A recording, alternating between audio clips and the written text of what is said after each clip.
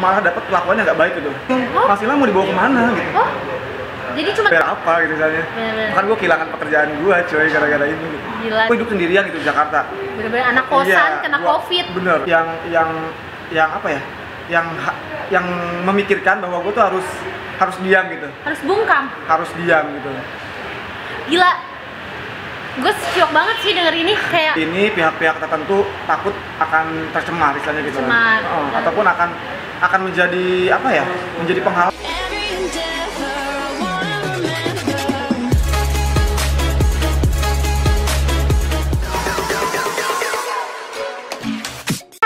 Welcome back my YouTube channel. Jadi hari ini season ngomel, ngobrol bareng Melan.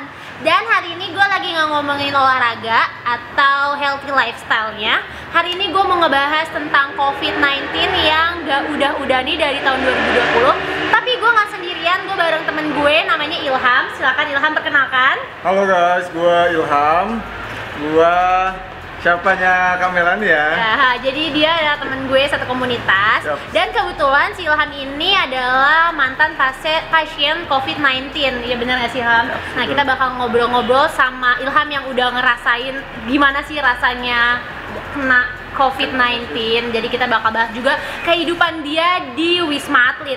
Jadi sebelum videonya dimulai, gue minta di like dulu, di komen, dan di subscribe. Dan jangan lupa share ke seluruh sosial media yang kalian punya ya guys. Dan jangan lupa nyalain loncengnya, karena setiap Jumat jam 7 malam ada video baru dari channel ini. Langsung aja yuk kita ngobrol bareng Ilham. Oke guys, jadi sebelum kita ngobrol bareng Ilham, kita lihat dulu kehidupannya Ilham saat pertama kali kena COVID-19. Jadi ini videonya. Halo, assalamualaikum warahmatullahi wabarakatuh. Om Swastiastu, Shalom Rahayu. Perkenalkan, nama gue Ilham Nuzur Rahman. Usia gue saat ini 23 tahun. Tanggal 9 September 2020 kemarin, hasil dari swab test gue dinyatakan positif COVID-19. Dari video ini, gue ingin sharing untuk teman-teman semua, circle terdekat gue, orang-orang yang pernah bertemu gue dalam jangka waktu 14 hari kemarin. Gue mohon kita sama-sama saling jaga. Siapapun itu kalian, bantu gua untuk ambil tindakan-tindakan yang bisa menghentikan penyebaran virus corona ini. Baik kalian melakukan rapid test ataupun swab test yang lebih akurat hasilnya. Dan hubungi rumah sakit terdekat jika memang kalian benar-benar melakukan kontak fisik langsung dengan gua selama 14 hari ini. Kenapa gua harus sampai membuat video ini? Karena gue ingin sharing ke kalian semua bahwa virus corona ini benar-benar bukan konspirasi, bukan sebuah konspirasi, bukan sebuah yang diada-ada. Pada saat itu gue juga sempat ada perasaan ataupun ada terfikir dalam pikiran gue bahwa virus corona ini tidak ada. Gue sudah melakukan hal-hal yang sesuai dengan protokol-protokol pemerintah. Pada tanggal 31 Agustus 2020 ini, gue mendadak demam tinggi, padahal seminggu sebelum gue demam tinggi, gue baru aja mulai untuk aktif lagi di tempat gym. Dan pada saat itu gue udah ngerasa gue naik berat badan 1-2 kilo karena sudah mulai gym kembali. Tapi pada tanggal 31 Agustus gue harus merasakan mendadak badan tidak enak dan demam tinggi. Pada saat itu 37,6 derajat.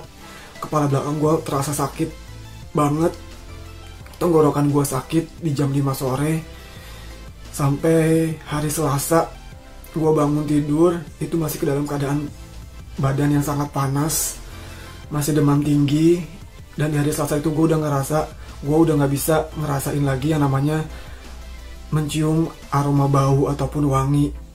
Di situ hidung gue udah bener-bener gak berfungsi sama sekali, disusul oleh rasa pahit pada lidah. Dan sampai pada akhirnya gue udah gak ngerasain lagi yang namanya rasa asam, manis, pedas, pahit, rasa panas, rasa dingin di lidah udah sama sekali gak terasa.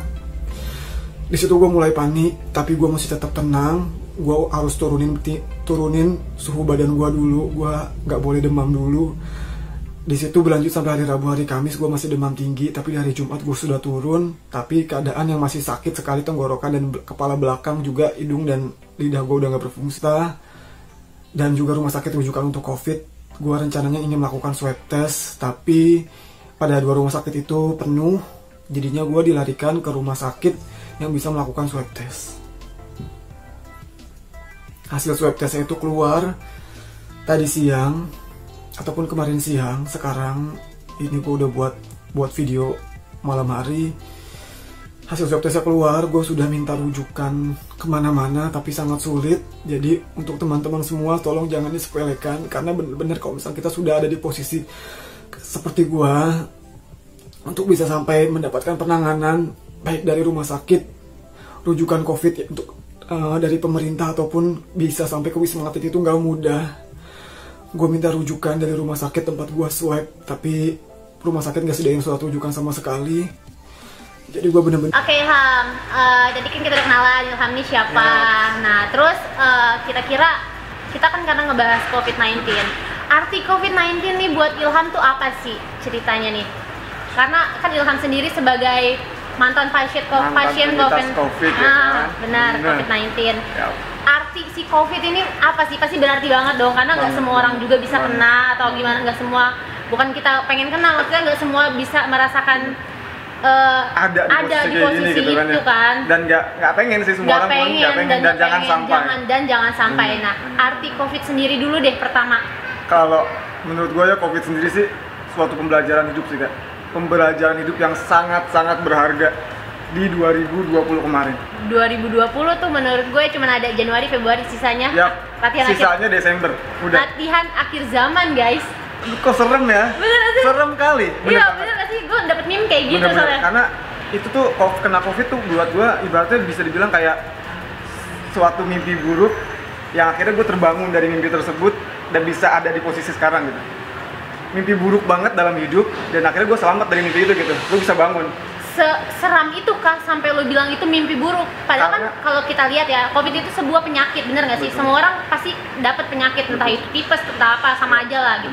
Sampai lo bilang itu mimpi buruk, berarti kan itu bener-bener bikin drop banget, bener nggak sih? Titik terendah, titik terburuk dalam hidup yang gue pernah alami gitu kan. Serius? Yang ngubah semuanya jadi pribadi yang sekarang ini gitu menurut gue. Dan jangka waktu berapa ya? Gue tuh kena positif COVID di bulan September. 2020 kemarin. Ya, Oktober, November, Desember, sampai sekarang Januari ya. Baru mau 4 bulan. Itu ngubah banget kehidupan gue ya. Sedemikian rupa gitu. Bener-bener ngubah semuanya. Apa sih yang berubah setelah COVID? Lo kena COVID? Banyak, pasti banyak banget. Tapi yang paling penting itu mental gue, terus pola pikir gue yang bisa lebih menerima lagi sih keadaan itu sih. Jadi COVID ini sebenarnya nggak cuma nyerang badan ternyata, tapi mental. Sebenarnya tuh emang karena mentalnya ini yang bikin down tuh sebenarnya orang-orang di luar sana nggak sih? Bener nggak sih? Karena kalau kena COVID tuh ngejasnya bukan cuma kayak penyakit kena tipes gitu, jauhin, bener nggak sih? Jauhin, jauh kayak aib gitu ya. Banyak orang yang berpikir bahwa saat kita kena COVID, saat kita positif COVID, kita takut akan sebuah stigma dari masyarakat. Tapi pada saat itu gue nggak mikir ke sana kan. Mungkin banyak orang akan berpikir bahwa COVID ini adalah suatu aib. Akan jadi aib nih, gue takut nih kalau kena COVID. Setelah gue sembuh dari COVID, gue bakal terima nggak sama masyarakat? Iya sebenarnya. Tapi pada saat itu gue bener-bener nggak nerima itu, maksudnya nggak berpikir ke arah sana, karena yang gue fokusin gue pengen sembuh. Karena gue ada di posisi terendah yang gue kena COVID nih bukan orang yang OTG gitu. Tapi bener-bener langsung kena ada gejalanya. Ya, orang yang bergejala dan membawa penyakit itu istilahnya. Kalau dilihat dari video yang tadi tuh, gila lu lemes banget itu, muka lu pucet banget. Itu sekitar tanggal 8 September. Jadi tanggal 7 tuh gue dinyatakan positif, dan hampir 2 minggu sebelum tanggal 7 tuh gue sakit di rumah. Sakit di rumah tanpa tahu itu COVID. Tapi padahal itu harusnya memang COVID. Harusnya memang gue dari bulan Agustus sudah COVID. Tapi memang karena belum PCR. Ya, karena belum PCR, karena pada saat itu kan berpikir, oke, kita nggak usah ke rumah sakit, kalau misalnya kita sakit masih bisa disembuhkan di rumah. Tapi karena gua 2 minggu itu udah mulai membaik, di angka 2 minggu ya, di hari kedua minggu itu udah mulai membaik, dan gue pikir gua harus ke rumah sakit gitu nih. Ternyata pas gua sampai di rumah sakit, gua cuma dinyatakan kayak sakit biasa aja gitu, kayak cuma sakit paru. Pada saat itu gue dinyatakan gue cuma sakit biasa aja, tapi kayak meriang-meriang biasa aja gitu. Gue cek darah gitu Kak, cek darah, rapid test sampai 2 kali itu hasilnya negatif. Rapid test negatif. Terus cek darah normal, bagus gitu ya. Cek darah tuh semuanya keseluruhan gitu. Dan yang ketiga gue cek toraks. Cek paru, seumur hidup gue gak pernah kena penyakit paru nih. Dan ketahuannya pada saat itu paru-paru gue ternyata bermasalah, flek. yang katanya kalau ada COVID itu ada putih-putih atau apa ya, benar nggak? Iya, pada saat itu rumah sakit nggak menyatakan gue COVID karena hasil rapid itu negatif. Wow. Jadi gue pulang ke rumah dalam keadaan ya pada saat itu mungkin harusnya gue udah COVID gitu kan. Udah lemes banget ya sih, kayak gue lihat dari video itu kan lu masih kayak di kosan ya, benar nggak sih? Iya, itu kan udah lemes banget kan? Tanggal 6 lah, tanggal 6 tuh gue ke rumah sakit yang pertama ya. Itu gue belum dinyatakan COVID, tapi baru dinyatakan gue sakit bronkitis. Nah, pas tanggal 7 tuh gue penasaran gitu kan. Penasaran nih gue kayaknya nggak mungkin nih kalau misalkan cuma bronkitis doang. Karena gejalanya gejala COVID. Gejalanya mengarah ke COVID gitu. Dan seumur hidup gue nggak pernah ngerasain namanya sakit paru-paru. Oh my god. Akhirnya di hari ke-8, hari ke-7 akhirnya gue memutuskan untuk swab test. Akhirnya Keluar tanggal 9 hasil swabnya dan gue positif.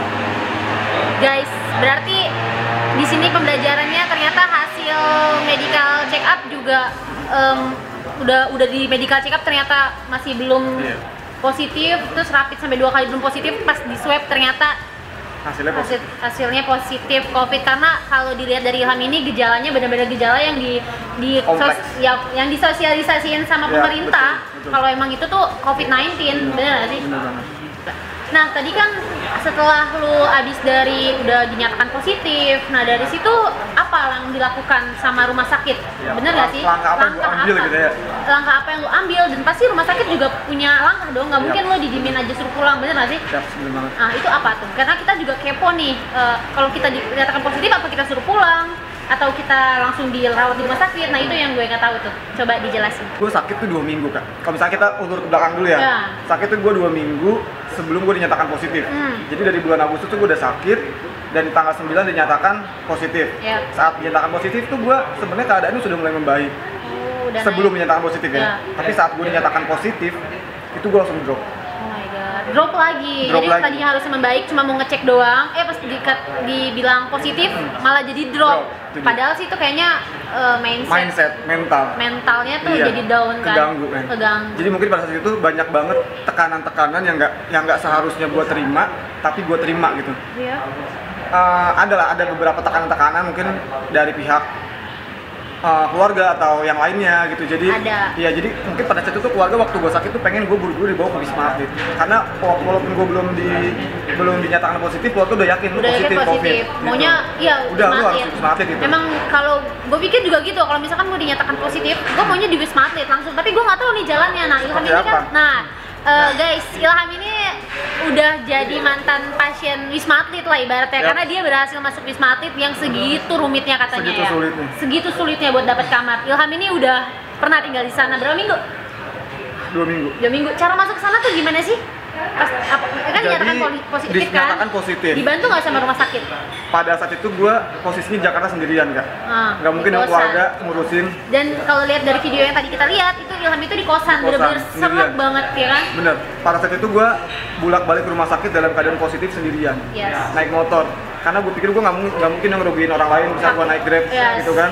Gue gue menjajahi rumah sakit untuk bisa masuk ke rumah sakit gitu, untuk bisa dapat perawatan penanganan pertama. Tapi sulit gitu. Bener-bener sulit. Sampai gue ngajuin diri ke puskesmas gitu, karena gue punya BPJS istilahnya gitu ya. Gue punya asuransi, gue punya BPJS istilahnya. Gue pengen masuk, coba deh bantu sama puskesmas gitu. Biasanya kan dari paskes utama kan. Iya benar. Tapi pada saat itu gue malah dapat perlakuannya nggak baik gitu dari ada salah satu puskesmas lah. Yang nggak usah disebut, tapi ada di Indonesia.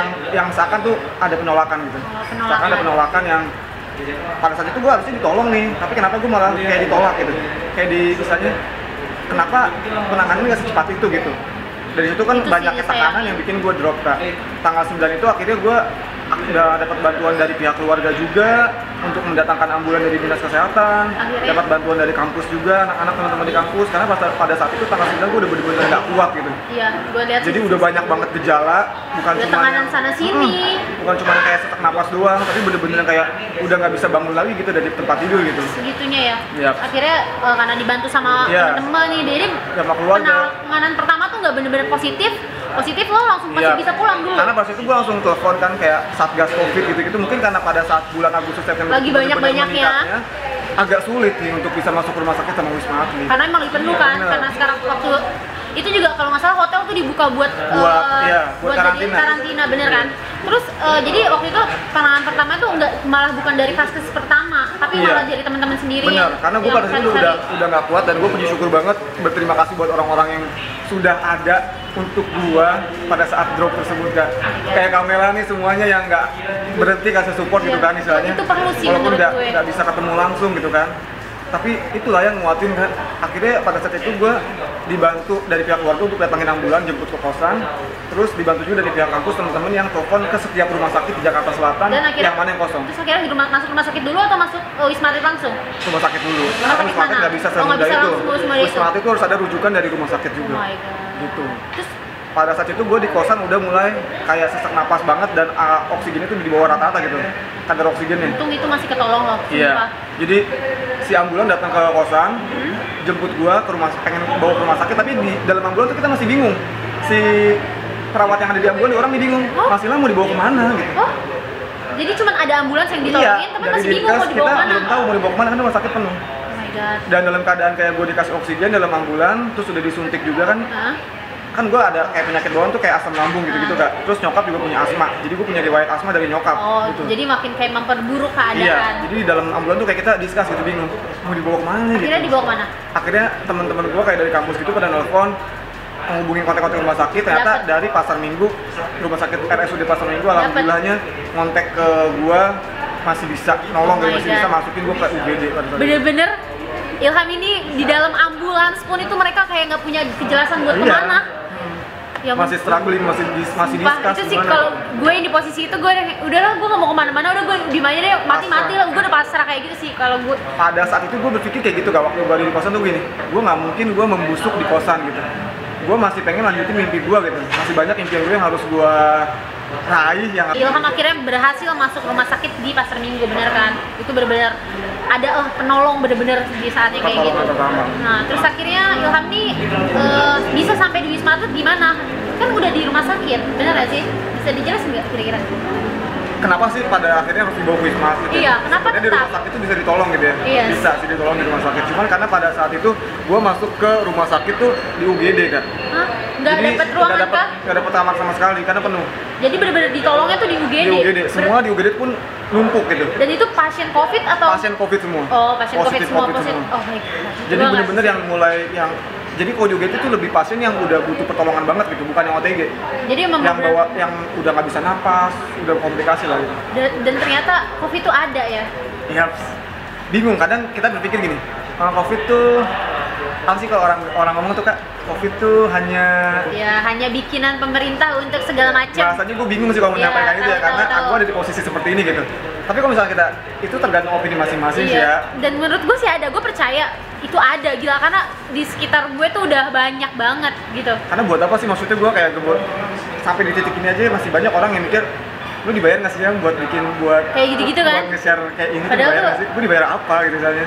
Kan gue kehilangan pekerjaan gue coy gara-gara ini gitu. Gila sih. Terus jadi kita balik lagi, si Ilham ini akhirnya berhasil masuk ke Wisma Atlet, bener kan? Itu atas rujukan rumah sakit atau memang keinginan lu untuk dirawat di sana? Coba. Karena jadi pihak rumah sakit tuh nego dulu sama kita. Saat keadaan gue di rumah sakit kan gue masih payah ya. Saat keadaan udah mulai stabil di hari keempat sampai hari kelima, rumah sakit nego. Kira-kira mau nggak dibawa ke Wisma Atlet? Gitu. Oh jadi ada kita rujuk gitu kan. Tapi untuk pasien yang udah membaik walaupun bukan pure, bukan 100% udah sembuh ya kayak. Jadi mungkin agak membaik, agak mendingan, tapi mungkin bisa lebih dirawat di sana lebih mandiri gitu lah ya. Pada saat itu gue cuma mikir kalau misalkan gue egois, gue bakal saya aja dong di RSUD tersebut. Iya, karena kan jadi stigma masyarakat nggak mikir gue COVID, karena kan masuk Wisma Atlet tuh mantan pasien COVID ya, gitu kan ibaratnya. Bener kan, kayak orang mau ketemu juga pasti nggak deh kayak gitu kan, paham kan?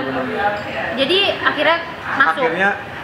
Karena gue mikir ya udahlah, di sini juga banyak orang yang butuh pertolongan dan keadaan gue udah mulai membaik. Dan lu nggak boleh egois. Akhirnya gue boleh egois. Akhirnya gue terima, gue tanda tangan, gue sign ini surat-surat dari rumah sakit bahwa gue bersedia dipindahkan ke Wisma Atlet. Bayar berapa sih kalau masuk Wisma Atlet? Karena kalau dilihat fasilitasnya tuh keren banget sih. Hotel banget, satu kamar satu orang. Apartemen kan? Satu unit, kita 2 kamar sendiri-sendiri gitu. Iya, karena gue tahu sih karena kantor gue supply AC di sana, jadi gue tahu itu kamarnya kayak apa. Ya, bener. Jadi bagus banget namanya, kayak apartemen kan. Ya, dan itu Bayar berapa sih? Untuk sampai di Wisma Atlet itu sebenarnya kita pure gratis di tangan pemerintah. Hah? Gratis. Segitu, dapat makan nggak? Gratis. Dapat makan 3 kali sehari. Dapat makan guys, gratis. Bersyukurnya gitu ya, bersyukur kepada pemerintah, maksudnya bener-bener kasih fasilitas kita semaksimal mungkin agar kita bisa sembuh gitu istilahnya. Tapi sebelum gue masuk ke Wisma Atlet untuk biaya rumah sakit dan lain-lain itu baru pribadi. Gitu. Oh, jadi lumayan juga sih ada. Gitulah. Jadi apa yang harus gue harus bohong seperti apa gitu, maksudnya kalau orang masih bilang lu dibayar nggak sih kena COVID gitu.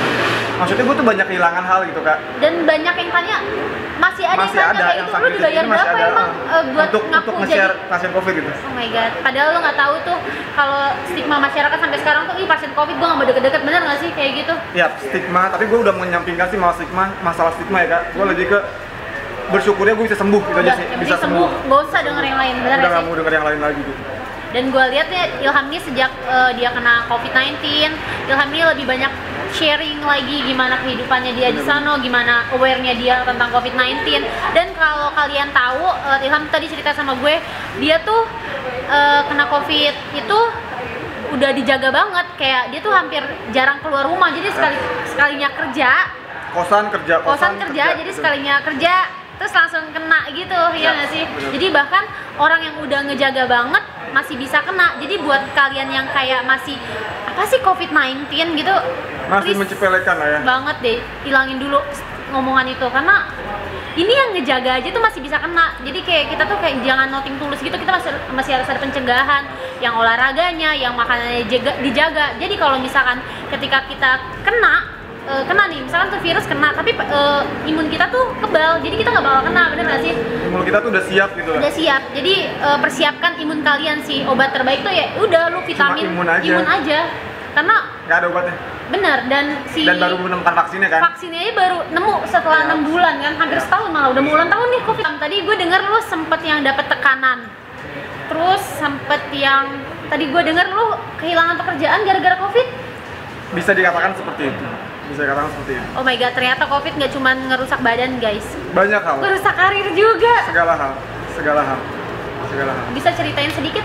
Jadi tekanan yang gue terima tuh gini, kenapa gue akhirnya bisa sampai separah itu? Karena beban mental gue yang gue bawa tuh banyak saat gue akhirnya harus terinfeksi COVID gitu kan. Jadi tekanan dari keluarga juga yang pengen gue sembuh gitu kan ya. Dan pada dasar gue hidup sendirian gitu di Jakarta. Bener-bener anak kosan kena COVID. Bener, keluarga gue pengen gue sembuh, tapi sebenarnya ada prosesnya gitu, ada tahapannya gitu, nggak semudah itu. Terus tekanan lagi gue mikir, gue takut orang sekeliling gue akhirnya terinfeksi juga. Nah. Gue takut teman-teman kerja gue terinfeksi juga. Lu masih aware sama orang lain? Ya, pada saat itu malah gue nggak mikirin diri gue sendiri, yang gue takut justru orang lain yang gue temuin selama 14 hari harus terinfeksi juga. Karena lu kontak, terus gimana lu pasti ngubungin dong ke orang-orang itu? Ya, gitu. Lu ngubungin nggak? Ngasih tahu nggak kalau lu kena COVID? Pada akhirnya gue harus speak up. Tapi sebelumnya ada banyak tekanan juga yang apa ya? Yang memikirkan bahwa gue tuh harus diam gitu. Harus bungkam. Harus diam gitu. Gila. Gue syok banget sih denger ini, kayak Ilham pasien COVID dipaksa untuk bungkam buat nggak ngomong sama temen-temennya. Sedangkan itu tuh harus, karena kan jadi makin banyak dong kalau misalkan lu COVID dan lu diem. Dan sedangkan misalkan lu abis kontak sama gue, lu COVID, terus gue jadi nggak aware sama diri gue sendiri. Gue bisa mati karena gue nggak tahu kan kalau gue COVID, bener nggak sih? Itu yang gue takutin. Tapi lu dapet tekanan itu untuk bungkam. Ya. Jadi yang gue takutin, gue bukan cuma ngebunuh diri gue sendiri, tapi gue ngebunuh banyak orang gitu. Yang gue takutin kayak gitu sih. Yang jadi beban pikiran gue ya, yang sampai gue drop-dropnya gitu kak. Sampai gue harus pasang ventilator di Wisma Atlet, sampai gue harus pasang oksigen gitu. Dan di rumah sakit tuh keadaan gue udah baik loh kak, tapi pas masuk ke Wisma Atlet gue drop lagi. Itu dropnya tuh parahnya di Wisma Atlet. Lu dapet tekanan dari mana? Kalau boleh tahu, boleh disamarin sih. Gue nggak harus ngomong kayak dapet tekanan dari mana. Dan perlakuan apa sih yang bikin lu suruh bungkam? Apa yang kok bisa sih sampai lu suruh bungkam? Beberapa pihak sampai lah. Lu beberapa pihak. Down banget tuh via omongan atau via apa gitu dari beberapa pihak. Karena kan gue kan aktivis ya kan, gue aktif juga kan. Maksudnya banyak kegiatan juga. Gue seorang pekerja juga, jadi takut mungkin dengan keadaan gue yang seperti ini, pihak-pihak tertentu takut akan tercemar istilahnya gitu lah. Ataupun akan menjadi apa ya, menjadi penghalang gitu lah. Kalau misalkan gue kena nih dan aib misalnya, jadi mereka tuh mikir aib gitu, aib gue terbongkar, takutnya jadi penghalang perusahaan mereka lah ya, pihak tertentu. Oke. Jadi ibaratnya si Ilham ini udah sampai dibungkam sama pihak-pihak yang menurut gue itu nggak baik banget ya, karena harusnya pasien itu bener-bener dirangkul, dia malah kayak memikirkan pihaknya sendiri untuk memperbaiki keadaannya dia, tapi tidak memperbaiki keadaan Indonesia menurut gue. Karena Ilham suruh bungkam cuy, kayak lu ketemu banyak orang tapi lu nggak boleh ngomong sama orang-orang itu kalau kena COVID.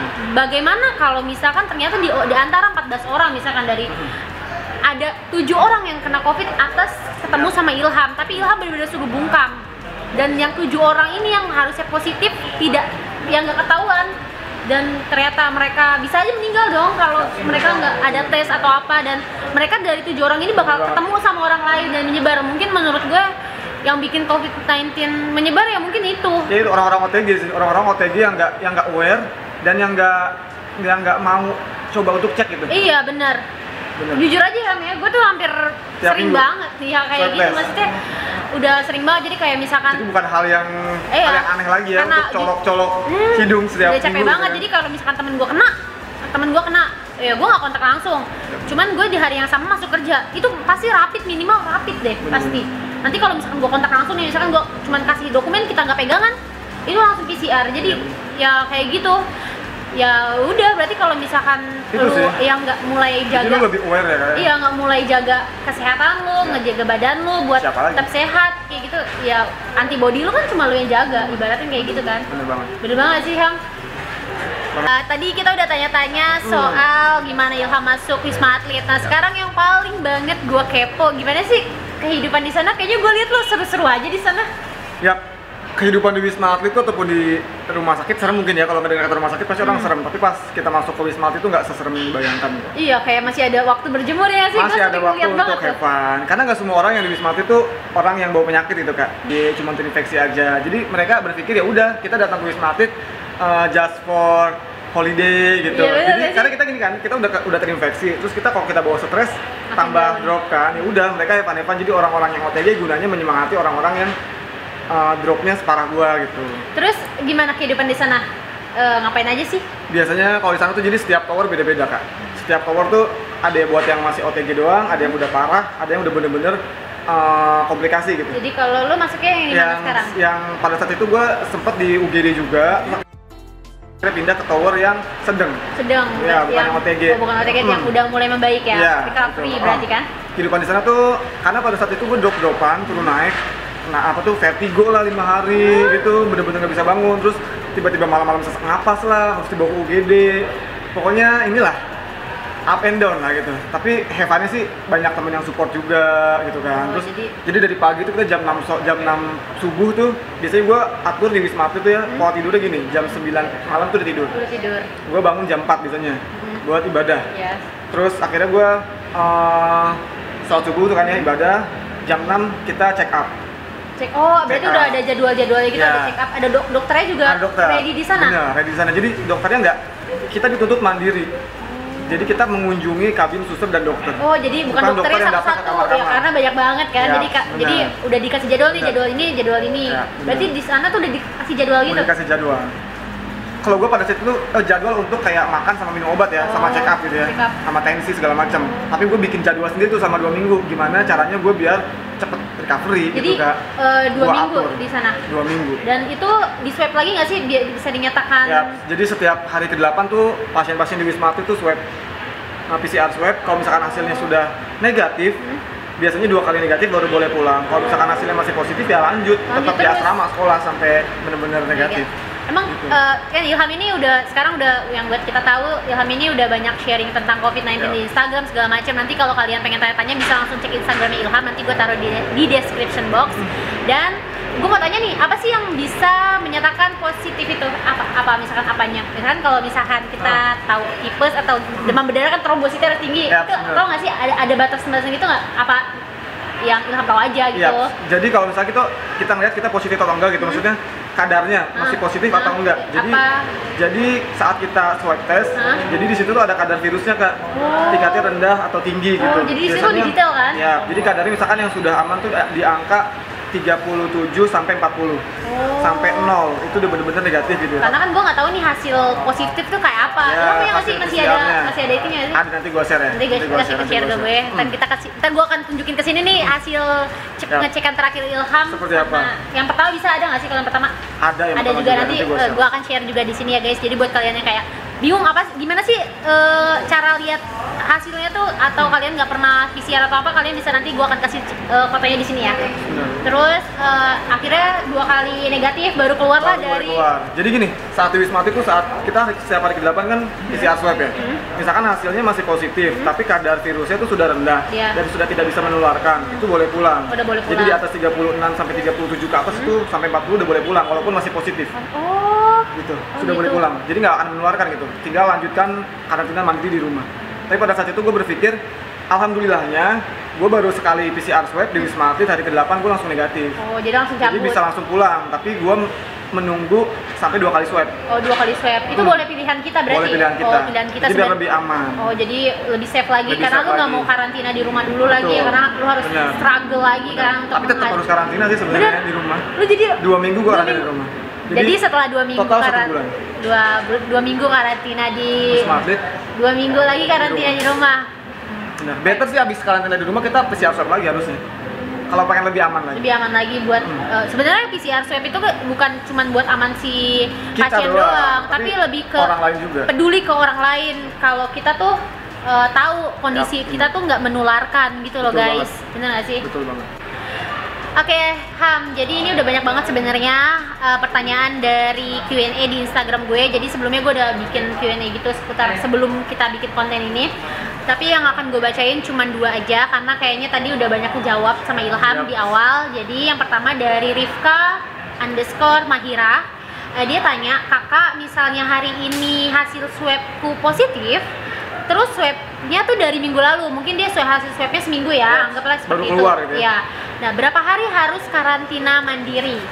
Yap, jadi kalau misalkan menurut gue ya kak ya, biar lebih aman walaupun kita swabnya udah minggu lalu, tapi baru keluar hari ini gitu ya. Jadi seminggu lalu udah swab dan keluarnya hari ini positif. Jadi biar lebih aman, better ya dihitung dari hari kita positif sampai 14 hari ke depan. Jadi tetap 2 minggu. 2 minggu, jadi bukan gara-gara kalian positif pas ngecek ya, berarti kalian harus karantina dari dinyatakan positifnya. Benar dong, 2 minggu. Terus ini ada satu lagi dari Karsnikes. Nanti gue akan taruh pertanyaannya di sini. Di Wisma Atlet kenal banyak sesama pasien nggak? Atau individual gitu aja, jadi bosen sendirian? Enggak, salah banget kalau misalnya kita berpikir di Wisma Atlet bakalan bosen sendirian ataupun semenyeramkan itu. Enggak, di Wisma Atlet itu enggak semenyeramkan dan seburuk itu gitu. Jadi kita tetap bersosialisasi dengan banyak pasien, karena kan ratusan ribuan bahkan di Wisma Atlet. Cuma kita tetap jaga jarak. Kita tetap terapin protokol kesehatan, tetap pakai masker, tetap cuci tangan, tetap jaga jarak, tetap membatasi diri gitu. Walaupun tetap kita boleh ngobrol, boleh ketemu saat berjemur, saat olahraga, jogging dan lain-lain. Tapi kita tetap sampai ke kamar ya harus mandi, harus ganti baju, tetap jaga protokol gitu sih. Jadi tetap jaga protokol, malah jadi banyak teman ya. Jadi banyak teman.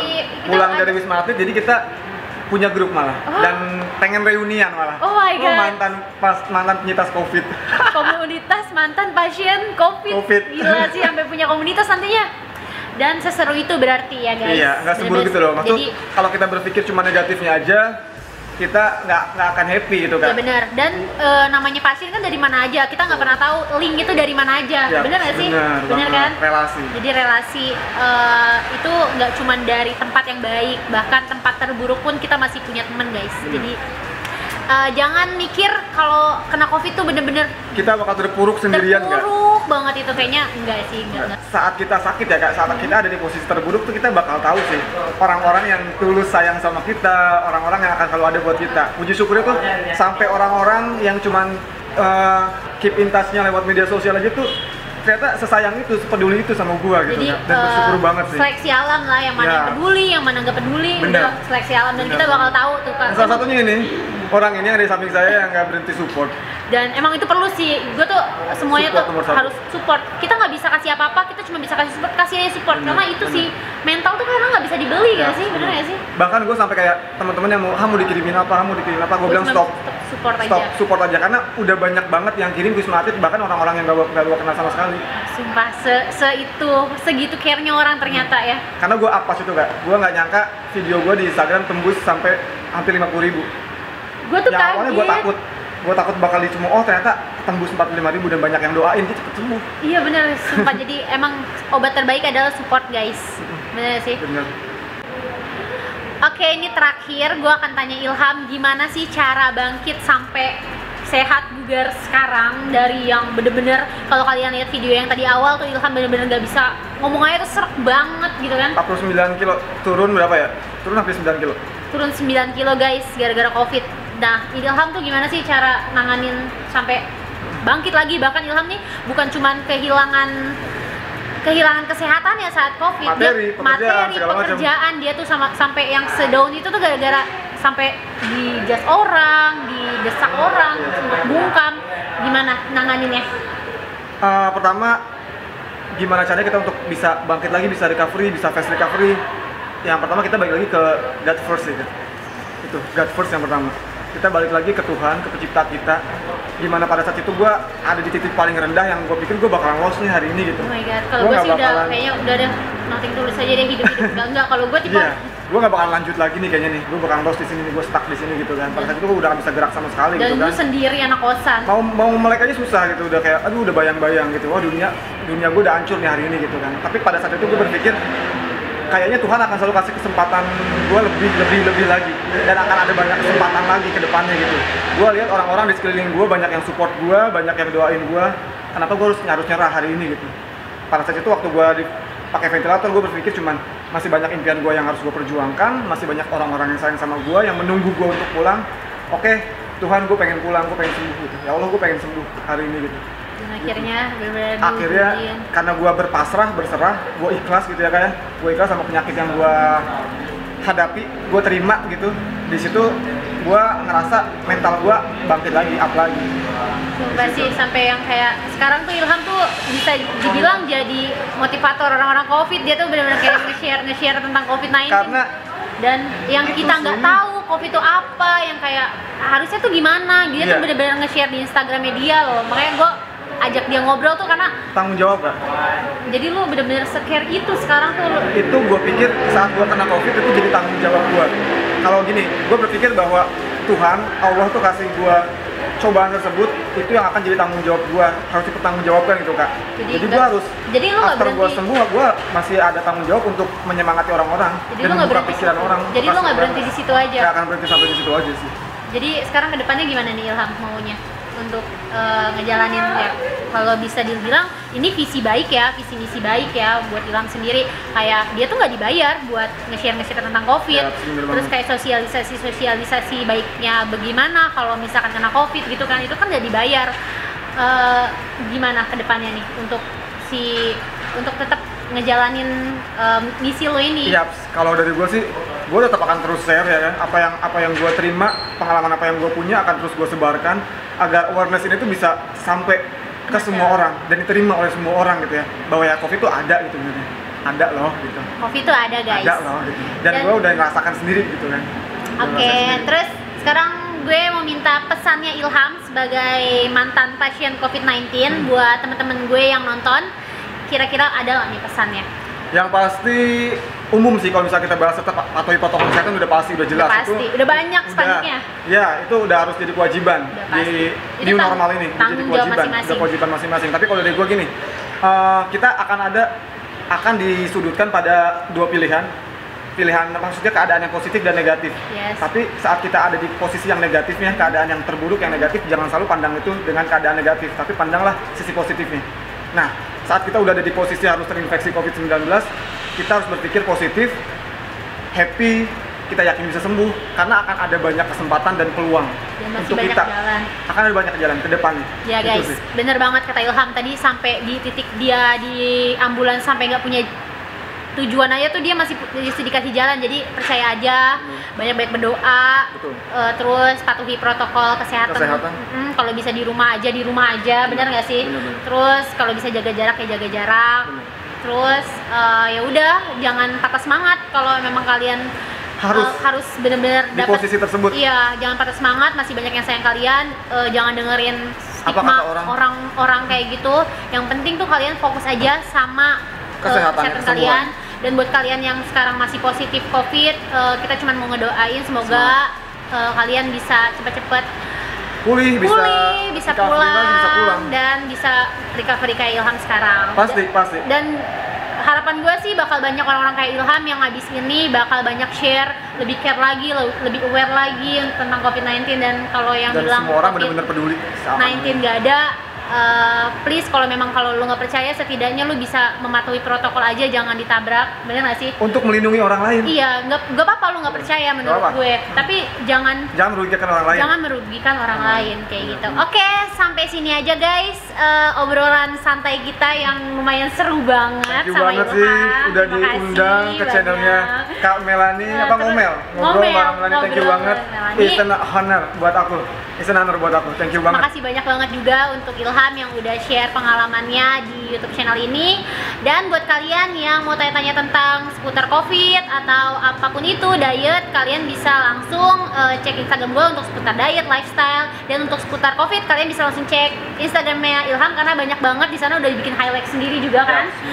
Nanti Instagramnya ada di description box. Dan untuk kalian yang udah nonton video ini sampai selesai, terima kasih banyak ya guys. See you next video. Bye. Bye.